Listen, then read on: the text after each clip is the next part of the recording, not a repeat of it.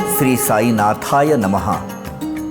भगवान श्री साईनाथ महाराज ने अपने जीवन काल में जो अनुपम अनुभूतियाँ अपने भक्तों को दी है, ऐसे चुनिंदा लीलाओं का अवलोकन करते हैं श्री साई बाबा की अनुपम लीलाएं।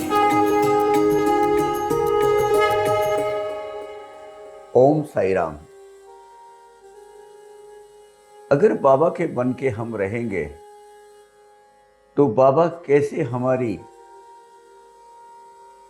सुरक्षा करते हैं, इसका बहुत ही एकदम आला दर्जे की ऐसी ये जो लीला है, इसका एक उदाहरण है, वो अभी हम आज बयां करने जा रहे हैं।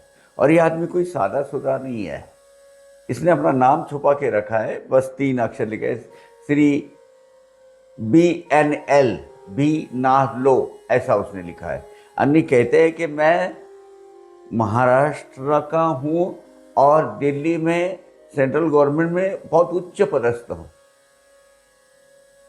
हाई पोस्ट पर सेंट्रल गवर्नमेंट में डेप्यूटेशन पर हूँ। अब देखिए कौन सी बड़ी हस्ती होगी वो। IAS IFS ऐसे जो लोग हैं, बड़े IPS, ऐसे ही लोग उधर डेपुटेशन पे जाते हैं, आपको पता है। He doesn't want to disclose his identity. B N L, BNL ऐसा उन्होंने लिखा हुआ है। और ये लीला साई लीला पत्रिका के 1955 में प्रकाशित हो चुकी है। उन्होंने अपने 2 अनुभव बताए हैं और बिल्कुल बहुत शिक्षित होने चाहिए। डिटेलिंग उन्होंने बहुत अच्छी लिखी है। उन्होंने लिखा कि 16 अक्टूबर शनिचर का दिन था, शनिवार था, और मैं बड़ा मायूस होकर, उदास होकर घर को जाने वाला था, घर को जा रहा था मतलब, और दिल नहीं कर रहा था, क्योंकि दूसरे दिन मेरी मिसेस कुसुम भाई, इनका ऑपरेशन होने वाला था पैर का। अब किसी जून महीने में, वो कह रहे ये घटना अभी जो कही है उन्होंने 16 अक्टूबर 1955 में कही होगी, 54 में कही होगी, जो भी है। और वो शनिचर का दिन था। वो अपने को ढूंढना पड़ेगा कौन से साल का है, क्योंकि साल का मेंशन नहीं है उसमें। बोले जून महीने में मेरी मिसेस कुछ पैर फिसल कर उसको फ्रैक्चर हो गया था, सीवियर फ्रैक्चर हो गया था, और तब से वो प्लास्टर में थी। और प्लास्टर निकल के 3 हफ्ता हो गया, डॉक्टर के पास गए, वो बोले नहीं, वो जुड़ा नहीं है बराबर, आपको ऐसा ही रखना पड़ेगा। तो जून से लेके वो हर 15 दिन, 1 महीने में डॉक्टर के पास जाते थे। 2-3 डॉक्टर को सलाह करते थे कि इसका कैसा करना है। तो वो जो हड्डी के जो डॉक्टर है, वो कहते थे कि नहीं, ये बराबर जुड़ा हुआ नहीं है, अभी भी कच्चा ही है, इसको प्लास्टर में ही रखिए और ये गोलियां वगैरह देते रहिए। तंग आ गए थे सब लोग।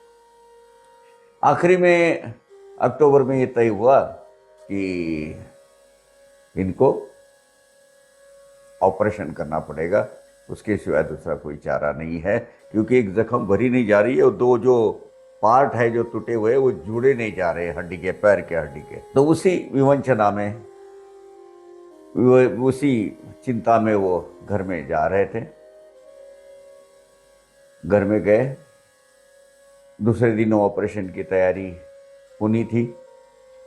तो घर में उनको 2 डाक से, पोस्ट ऑफिस से 2 खत आए। एक खत कोई अपना कोई जाहिरात का कोई था, कोई एडवर्टाइजमेंट वाला, उन्होंने वो बाजू में रख दिया। और दूसरा लिखा तो पोद्दातूर, यहाँ के साई बाबा संस्थान का था।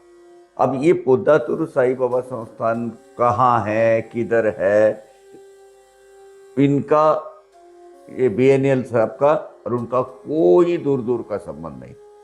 लेकिन पोस्ट के जरिए उनके एड्रेस पर वो लेटर आया था।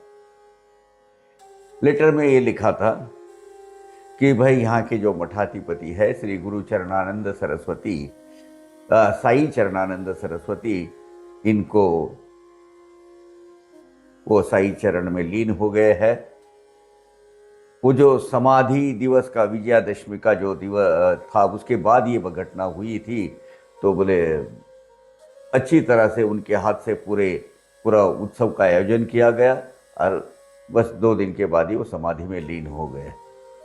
ये बस इंफॉर्मेशन थी। और साथ में उदी की एक पुड़ी और कुछ ऐसा धागा बांधा हुआ था।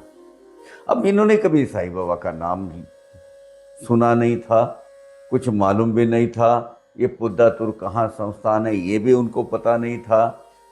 और ऐसे साई भक्ति घर में थी भी नहीं, और कुछ मतलब बोलबाला भी नहीं था। कुछ बोलचाल में भी कभी नाम नहीं आया था बाबा का।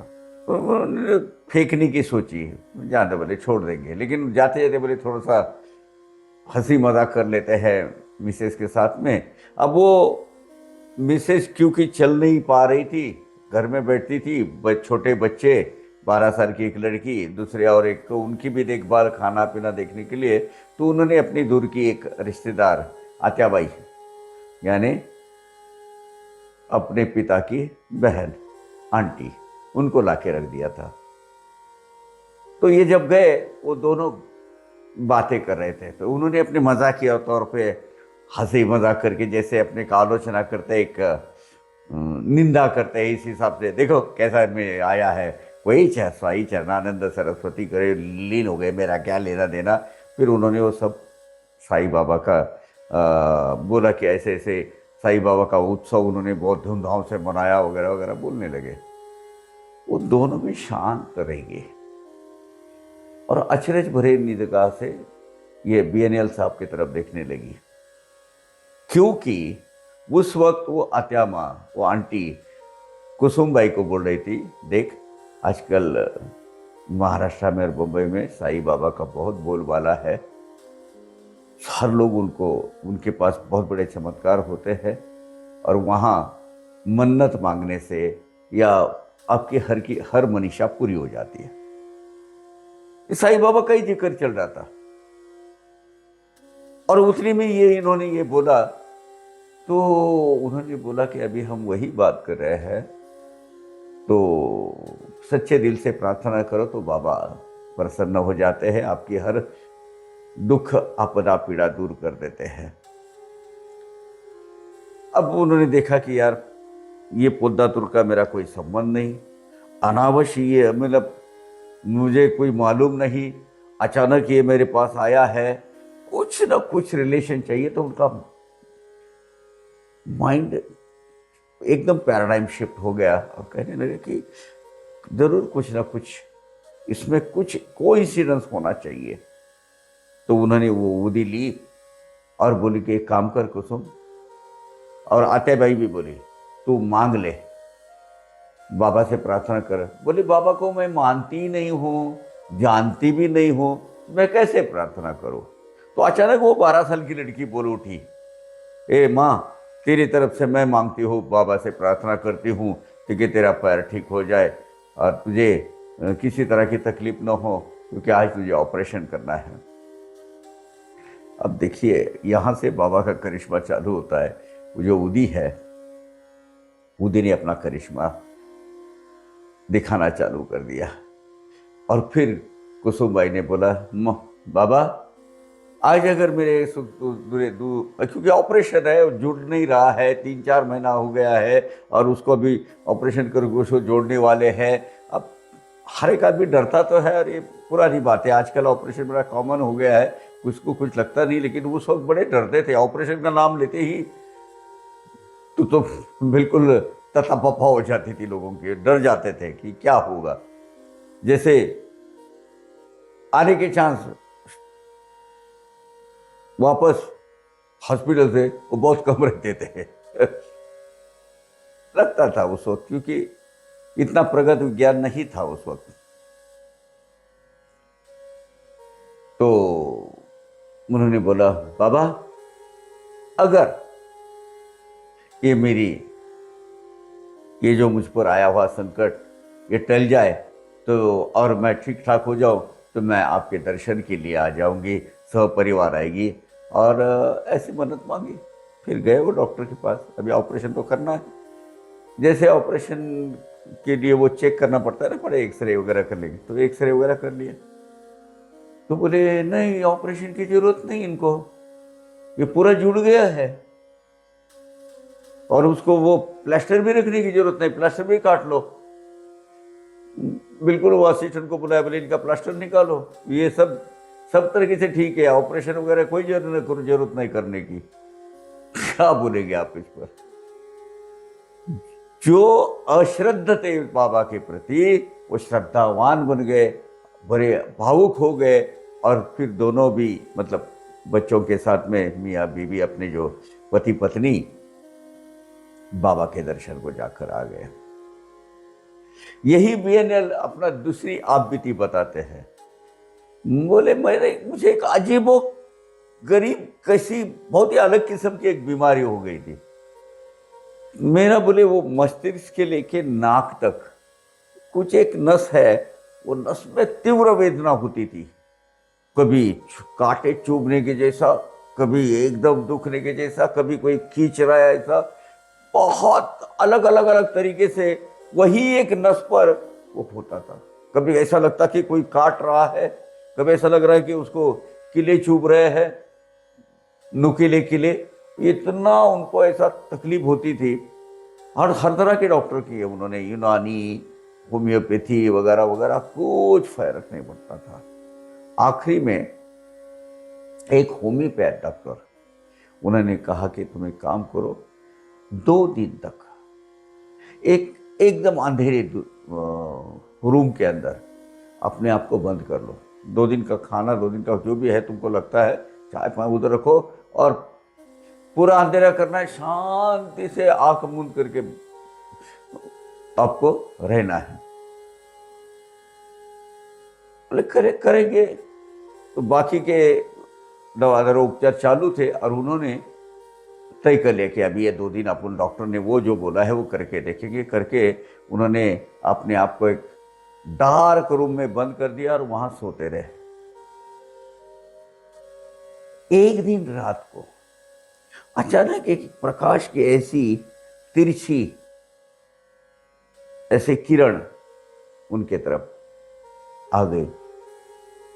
उन्होंने देखा वो थोड़ा सा दरवाजा तो उन्होंने बंद कर दिया था, लेकिन दरवाजे के ऐसी आके वो चौड़ी होते होते उनके पास आके, तो वो ले अपने बिस्तर पर सोते सोते उन्होंने देखा कि एक ऐसी छोटी सी प्रकाश किरण बड़ी होते होते होते पास आई है। और जब उन्होंने आंख खोली तो दरवाजे के पास 2 आदमी खड़े थे और एक उसमें से एक आदमी ने बोला, देख यहां सोया है वो, यहां है वो, रात का टाइम है। दोनों नजदीक आए तो बाय द टाइम अभी तो बाबा को पहचान गए थे, बाबा की रोज सेवा करते थे, मतलब पूजा अर्चा करते थे, भक्ति करते थे, तो बाबा को तो वो भली भांति जानते थे। तो उन्होंने देखा कि 2 में से एक तो बाबा है। तो वो लेटे हुए थे, उन्होंने उधर ही नमस्कार किया और फिर आपस में एक दूसरे की तरफ देखा। उन्होंने दूसरा आदमी कौन था वो पहचान नहीं पाए, बीएनएल साहब पहचान नहीं पाए। वो नज़दीक आ गए दोनों, धीरे धीरे उनके पास चल के, और बाबा ने अपना हाथ उनके सर पर रखा और बोले, चिंता नहीं कर, बस तेरे दुख दूर हो जाएगा, ये बीमारी निकल जाएगी। और सर के ऊपर ऐसा हाथ रखा तो एक लहर सी, एक ऐसी वेदना की एक लहर, संवेदना की एक लहर ऐसी उनके अंग पर से गुजर गई। ऐसा उनको ऐसी अनुभूति उनको लगी। फ्रैक्शन सेकंड में दोनों भी उस दरवाजे से चले गए। हालांकि दरवाजा बंद है, लेकिन वो बोल रहे कि ये सपना था कि एक्चुअल हकीकत थी, ये बयान नहीं कर पा रहे क्योंकि उन्होंने अपनी आंखों देखा, हाल ही में देखा है। लेकिन कैसे हो सकता है, क्योंकि पूरा अंधेरा है, वो प्रकाश आया है, दरवाज़ा खोला गया, थोड़ा सा खोला गया, उसमें से अंदर आए हैं, छोटा सा, ज़्यादा खुला नहीं था, उसमें से 2 अंदर आए, फिर वो चले गए और मैंने तो अंदर से दरवाज़ा ओपन किया नहीं था। ये क्या चीज़ है? तब से उनकी वो बीमारी चली गई और वो डायग्नोसिस ही वो नहीं पा रहा था, उसका निदान ही नहीं कर पा रहे थे कि एक्चुअली होता क्या है। लेकिन बड़ी जानलेवा उनको तकलीफ होती थी उसकी। तब से जीवन के अंत तक उनको कभी ये नहीं हुआ। अब ये उस वक्त के बहुत सीनियर ऑफिसर महाराष्ट्र से सेंट्रल गवर्नमेंट में गए हुए थे। 1954-55 की बात है, साइडिला मैगजीन में ये आया हुआ है। बाबा के बन के रहो, और बाबा, अगर आप बाबा के हो तो बाबा आपको ढूंढते हुए आते हैं। ये साहब, इनको साईं बाबा के बारे में कुछ पता भी नहीं था, नाम तक नहीं जानते थे। वो पोद्दातुर के जो साई का जो संस्थान है, उन्होंने उनको अचानक उनके पते पर एक वो पैकेट भेजा, उसमें वूदी थी और उसमें ये लिखा था कि भाई साई चरणानंद सरस्वती जो है वो ब्रह्मलीन हो गए, बाबा के चरणों में उनको जगह मिल गई। उन्होंने विजयादशमी का सब उत्सव अपने करकमलों द्वारा सब मनाया और शांति से वो निकल गए, जिनका इस बीएनएल साहब से दूर दूर का कोई संबंध नहीं। आप ही अंदाजा लगाइए, बाबा के अगर आप हो किसी न किसी जन्म में, किसी न किसी में, या आपको बाबा ने चुना है, बाबा पहुंच जाते हैं वहां और आपकी भक्ति को उजागर कर उसको प्रोत्साहित कर अपने चरणों में लेकर आते हैं। ऐसे हमारी दयालु कृपालु साईनाथ महाराज। बोलो सच्चिदानंद सद्गुरु साईनाथ महाराज की जय। अवघा रंग एक झाला, अवघा रंग एक झाला, रंगी रंगला श्रीरंग, रंगला श्रीरंग, रंगला श्रीरंग, अवघा रंग एक झाला, अवघा रंग एक झाला।